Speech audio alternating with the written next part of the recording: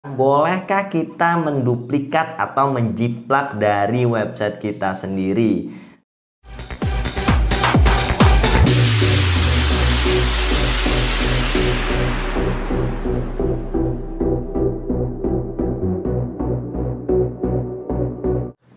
Bismillahirrahmanirrahim. Assalamualaikum warahmatullahi wabarakatuh. Balik lagi bersama saya Devri. Kali ini kita di konten tentang SEO. Saya akan membahas tentang bolehkah kita menduplikat atau menjiplak dari website kita sendiri. Tonton videonya sampai habis, jangan sampai salah paham, karena di akhir juga akan saya buatkan kesimpulannya, jadi boleh atau enggak.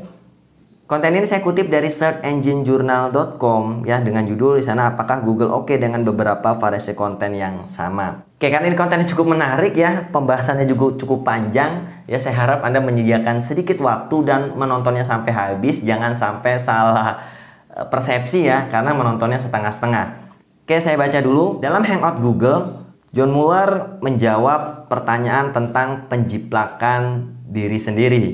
Mueller ditanya apakah boleh bagi penerbit untuk menggunakan kembali bagian dari konten mereka sendiri, secara teknis menyalin diri mereka sendiri untuk membuat bagian yang serupa tetapi berbeda. Nah, ini sebenarnya kalau di Indonesia sering digunakan untuk orang-orang yang menargetkan banyak kota ya. Mereka biasanya membuat satu artikel kemudian hanya mengubah nama kota-kotanya aja tanpa mengubah keseluruhan dari tulisan. Jadi itu boleh nggak sih? Nah, ini dijawab langsung oleh John Mueller dari Google ya. Singkatnya, menyalin diri sendiri tidak apa-apa sampai pada titik di mana itu tidak lagi baik-baik saja.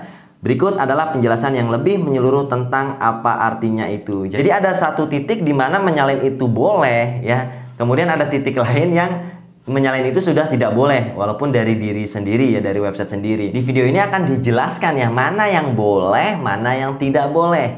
Jadi tonton sekali lagi sampai selesai agar tidak salah paham. Menjiplak diri sendiri. Orang yang mengajukan pertanyaan membingkainya sebagai penerbit menjiplak diri mereka sendiri. Namun itu adalah penyalahgunaan kata plagiat. Karena definisi plagiarisme adalah mengambil konten dari orang lain dan kemudian salah mengartikannya sebagai milik sendiri. Jadi kalau kita bahas dari kata plagiatnya ini sendiri adalah mengambil konten orang lain ya, kemudian kita publish di website kita dan kita mengakui bahwa ini adalah konten saya. Nah, itu definisi plagiat ya menurut Google. Jelas seseorang tidak dapat menjiplak diri sendiri seperti halnya seseorang tidak dapat mencuri dari dirinya sendiri. Arti sebenarnya dari orang yang mengajukan pertanyaan adalah menyalin konten mereka sendiri. Ini adalah pertanyaan yang diajukan. Apakah Google baik-baik saja dengan penerbit yang menjiplak konten mereka sendiri? Misalnya saya menulis artikel afiliasi yang menyarankan sesuatu untuk ibu. Bisakah saya menyalin isi artikel itu untuk menulis lebih banyak artikel untuk mungkin saudara perempuan atau istri atau bibi atau nenek? Oke, ini jawabannya. Menggunakan kembali konten. Mueller mencatat penyalahgunaan kata menjiplak dan berbicara tentang itu. Mueller menjawab, jadi aku tidak tahu seperti apa definisi lengkap dari plagiat. Tapi sepertinya jika Anda menggunakan kembali konten Anda sendiri yang tidak benar-benar menjiplak, setidaknya saya memahaminya dari sudut pandang Google. Jika Anda mengambil konten dari situs web Anda sendiri dan menerbitkannya lagi dengan beberapa elemen halaman yang diubah, itu pada dasarnya terserah Anda. Ya, jadi kalau di jawaban yang pertama ini Google mengatakan bahwa ya terserah Anda mau mengambil dari halaman Anda sendiri, itu bebas-bebas aja. Kalau dari versi Google yang pertama, jawaban yang pertama ya itu tidak masalah. Tapi nanti kita lihat jawaban akhirnya seperti apa nih, mana yang boleh dan mana yang tidak boleh. Kita lanjut, konten harus berfokus pada nilai. Seringkali kita dapat memikirkan konten dalam hal bagaimana Google dapat merespon. Tetapi tanggapan Google umumnya didasarkan pada seberapa besar nilai yang diberikan halaman itu kepada pengunjung website. Jadi apakah halaman itu cukup bernilai untuk user atau tidak? Itu adalah fokus dari Google. Mueller melanjutkan jawabannya. Dan itu adalah sesuatu yang dimana asumsi saya dalam banyak kasus Anda tidak memberikan banyak nilai hanya dengan menyalin artikel yang ada dan mengubah beberapa kata di dalamnya. Jadi menurut saya dari sudut pandang strategis mungkin Anda lebih cocok menulis sesuatu yang unik dan menarik untuk topik tersebut untuk membuat satu artikel yang mencakup jenis variasi yang berbeda ini. Jadi ini jawaban keduanya, dia katakan dari sudut pandang strategis, mungkin Anda lebih cocok menulis sesuatu yang unik ya, menulis sesuatu yang unik artinya tidak disarankan untuk menyalin seperti tadi yang hanya mengubahnya. Sekali lagi di Indonesia biasanya ketika seseorang yang menargetkan banyak kota ya, mereka mengambil artikel yang sama dan hanya mengubah nama kotanya saja. Ini hampir sama dengan pertanyaan ini.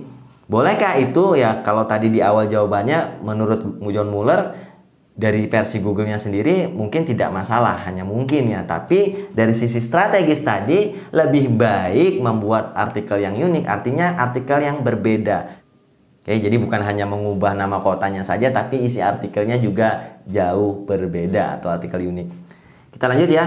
Jadi itu semacam dari sudut pandang strategis yang akan saya rekomendasikan. Tapi murni dari sudut pandang kebijakan, saya tidak berpikir ada sesuatu yang khusus dalam cara Anda mengambil artikel individu dan kemudian membuat beberapa salinan dari itu. Jadi itu sesuatu yang dari murni sudut pandang praktis, itu terserah Anda. Tetapi rekomendasi saya adalah membuat lebih sedikit artikel yang sebenarnya sangat bagus. Ya, lebih sedikit artikel artinya jangan disalin, menurutnya seperti itu. Oke, kita lanjut. Halaman doorway atau halaman masuk ya. Orang yang mengajukan pertanyaan sedang berbicara dengan variasi halaman doorway. Pendekatan kuno untuk situs adalah membuat halaman konten yang menarikkan semua 50 negara bagian di Amerika Serikat, dan untuk setiap negara bagian membuat halaman web yang sesuai dengan 20 kota teratas menurut populasi. Nah ini ya, ini yang kita bahas tadi yang tentang penargetkan kota nih. Kalau di Amerika juga ternyata sama nih dengan di Indonesia juga seperti itu ya. Halaman-halaman yang pada dasarnya akan sama, hanya nama negara dan bagian kota yang berbeda. Nah ini yang tadi saya bahas sebenarnya. Google menyebut halaman doorway tersebut dan itu adalah sesuatu yang dapat menyebabkan hukuman manual. Jadi di sini jelas yang seperti itu tidak diperbolehkan.